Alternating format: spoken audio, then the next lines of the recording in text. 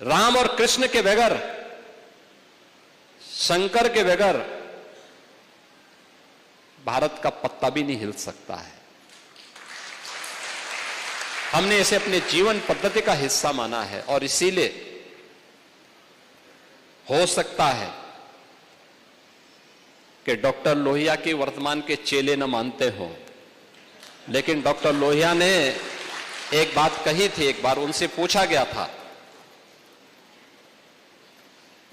भारत जब आजाद हुआ, आजाद भारत के अंदर डॉक्टर लोहिया प्रखर समाजवादी थे।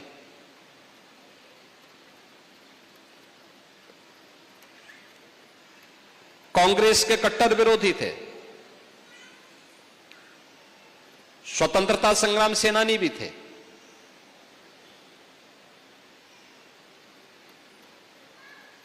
आजादी के बाद दुनिया के अंदर आशंका उठाई जा रही थी कि भारत बहुत दिनों तक एक नहीं रह पाएगा, भारत फिर से विभाजित हो जाएगा। उनसे जब पूछा गया कि लोहिया जी बताइए, भारत कब तक एक रहेगा और क्या भारत एक रह पाएगा? उन्होंने कहा, यह प्रश्न भारत पे नहीं उठने चाहिए। लोगों ने कहा, दुनिया ये बोल रही है। उन्होंने कहा, दुनिया अभी भारत को समझ नहीं पाई है। जब तक भारत के अंदर राम, कृष्ण और भगवान शंकर की पूजा होती है, वो रहेगी, तब तक भारत का कोई बाल बांका नहीं कर पाएगा।